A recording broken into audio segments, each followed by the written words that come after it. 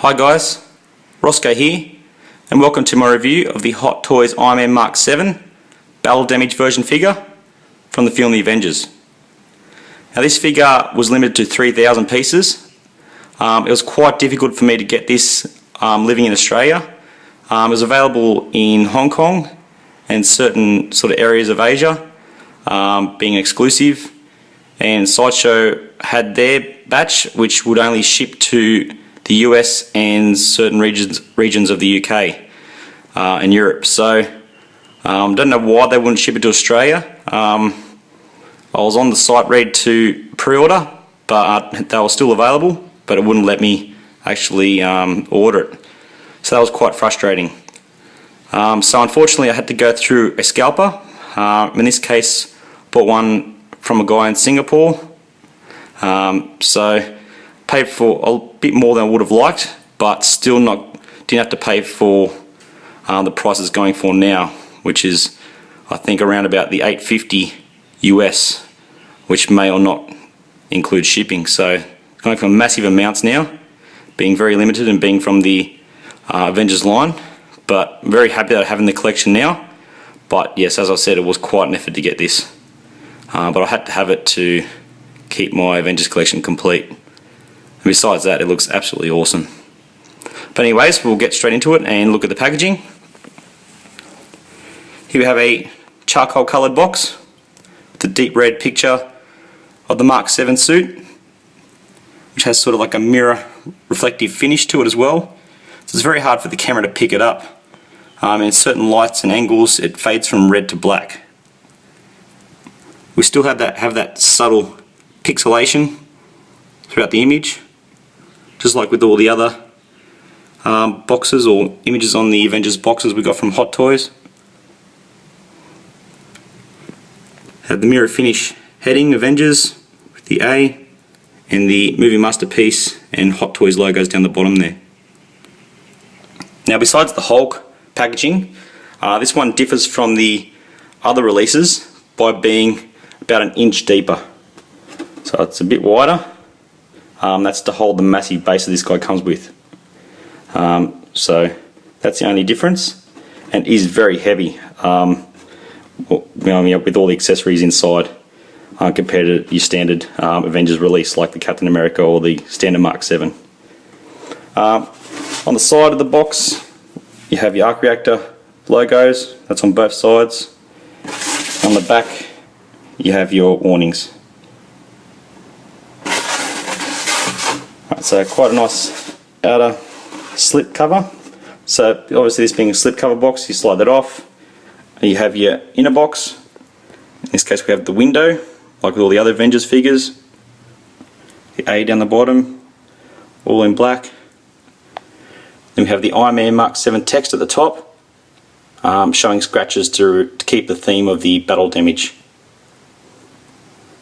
And on the back of this box it's all black and just has the casting credits of who worked on the figure. Okay, accessories. Now this guy doesn't come with much. Obviously this is the battle damage Iron Man that's basically exhausted all his weaponry and gadgets in the end of the Avengers.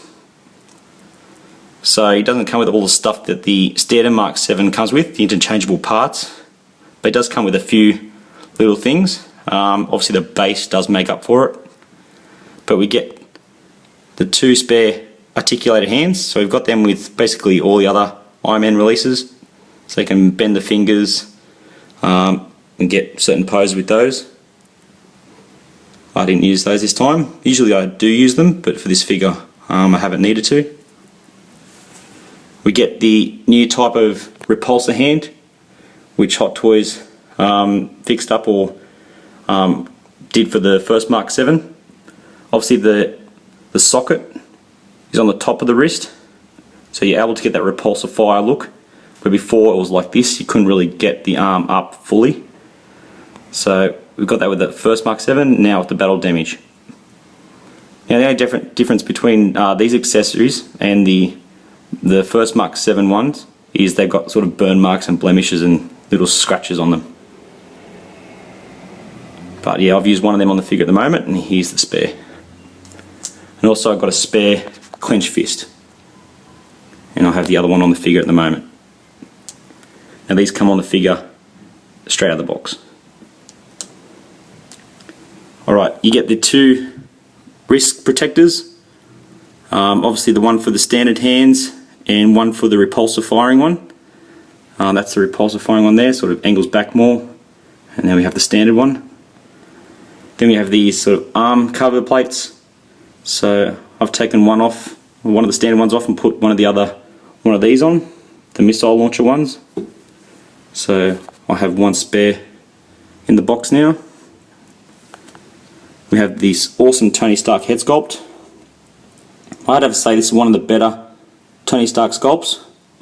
It does look just like him at the end of the film. All these cuts and sort of the blood marks. Looks quite cool. I think they have got the eyes a lot better than the first Mark 7, even though that didn't have the helmet on it. It's just a Tony head sculpt. I like how they've got all the sort of metal breakages at the bottom there, sort of coming out. Looks really good.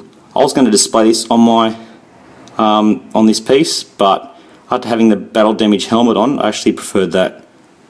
Of course, in this case, I thought the cover plate or the face plate would cover the head sculpt, so I could just open it and close it whenever I felt like it. But it doesn't work like that. So basically, you take this off. This will only sit like that once you sort of arrange it properly. Sorry guys, just sort of get this lined up. Right, so it only sits on the figure like that. So that looks quite good in itself, but sometimes I like to have it up and down, so there's no way for this to actually cover it fully, because obviously the nose and the sculpt gets in the way of this closing. So you either have to have it with this sculpt sitting on top or with the other one. So I've gone with the other one for the time being.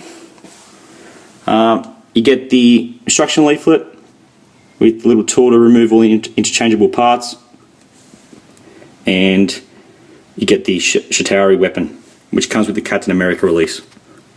But I think this one might have a little bit more of a battle damage look to it. A few more little scratches and blemishes on it from memory, I think.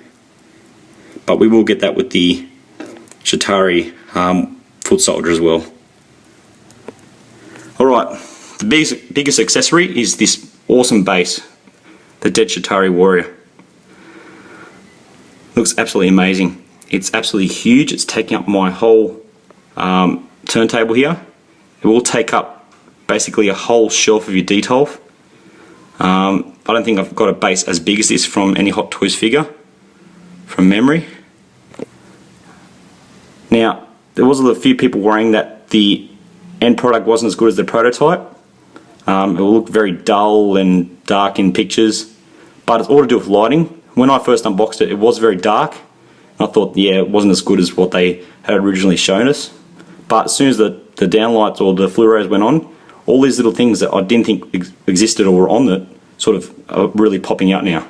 So all these lighter greys and the golds are really starting to shine, and even the highlights on the rocks. So don't worry if you are getting this and you're worried about that, or you haven't unboxed yours yet.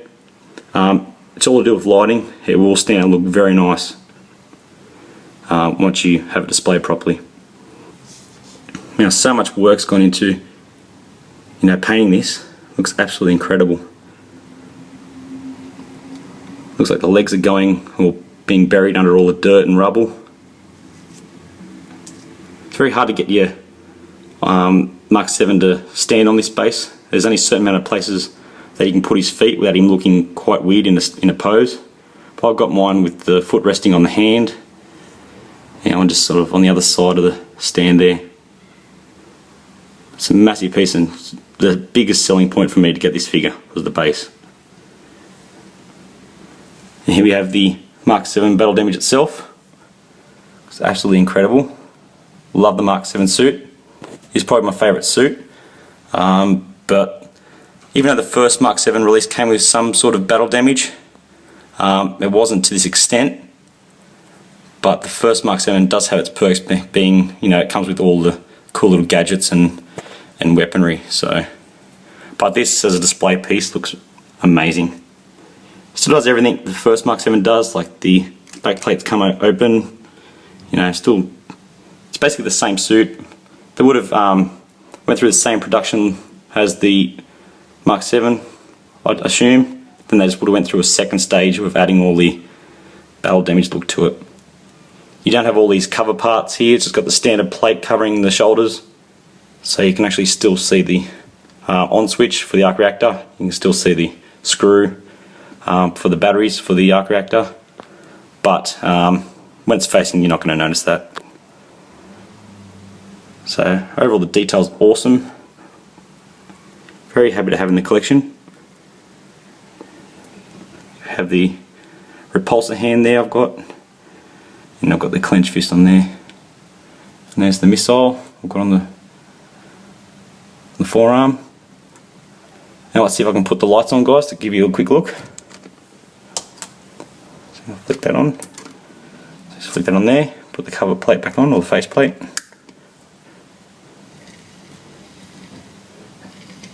Turn the one on the back on. So it lift this up. Now the ones for the arc reactor, like all the other Iron Man figures, are under the bicep on the side.